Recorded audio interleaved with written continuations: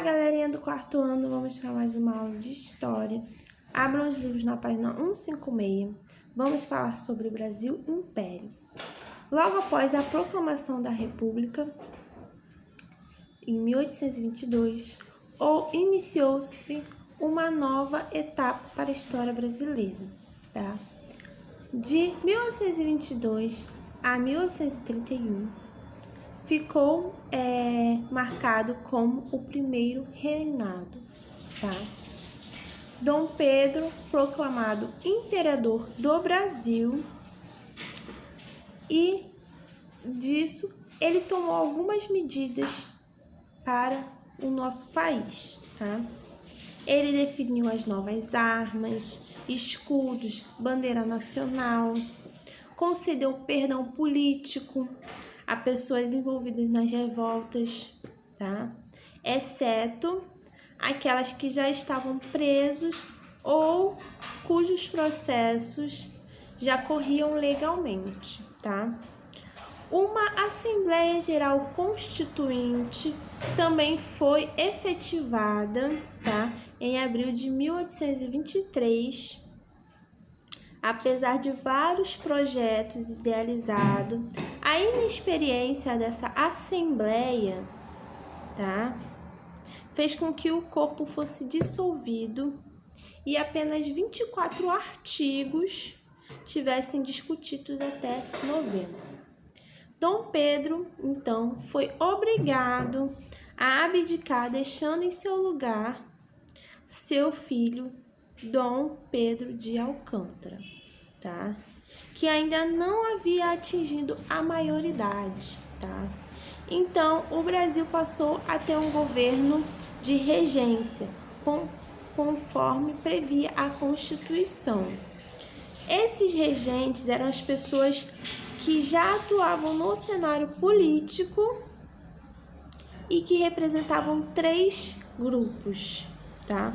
Os de direitas, que apoiavam Dom Pedro I, os de esquerda que se posicionavam contra ele, tá?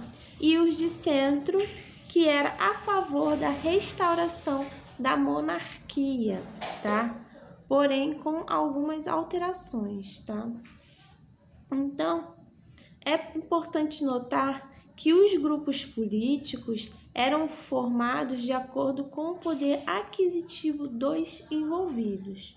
Por exemplo, os liberais, tá, de esquerda, eram um grupo formado pelos que hoje conhecemos por classe média, tá?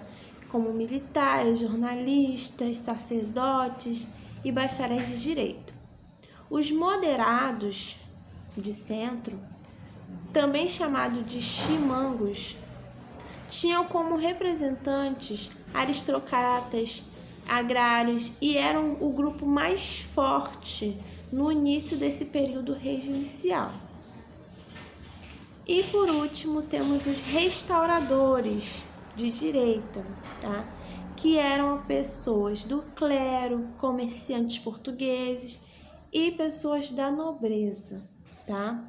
Esse período regencial vai de 1831 a 1840, tá? E foi marcado por recorrentes rebeliões populares, tá? E aconteceram 4 regências no total. A regência trina provisória, tá? Composta por senadores Nicolau de Pereira de Campos e José Joaquim Carneiro de Campos, tá? E ela tinha como principal encargo a manutenção da ordem, o controle dos populares, tá? E eles foram eleitos provisoriamente porque no período a Assembleia estava em recesso, tá? Essa regência governou pouco mais de 2 meses, então outros representantes foram escolhidos. Também temos a regência trina permanente, que deveria governar por 4 anos e contava novamente com o brigadeiro Francisco de Lima e Silva, tá? E outros deputados, tá? Representando as províncias do norte e sul do país.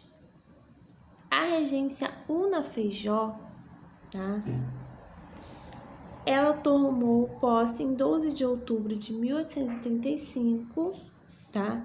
Só que seu governo foi tão conturbado que marcava por projetos de liberdade e democracia, também falava de fragilidade no cenário político, fez com que o sacerdote renunciasse 2 anos depois, tá? A regência Una de Araújo Lima, tá? Foi assumindo o poder após a renúncia de Diogo Antônio Feijó, tá? Eleito em 1838. O segundo regente atendia aos interesses da elite conservadora, trazendo de volta a centralização do poder, tá? Também durante o Brasil Império houve algumas revoltas, tá? Houve a cabinagem, a balaiada, a sabinada e a Revolução da Farroupilha ou Guerra dos Farrapos, tá? Peço que vocês leiam essas revoltas porque são muito importantes. E lá na página 160 e 161 tem exercícios sobre este conteúdo, tá? Peço que qualquer dúvida me procure. Beijos e até a próxima.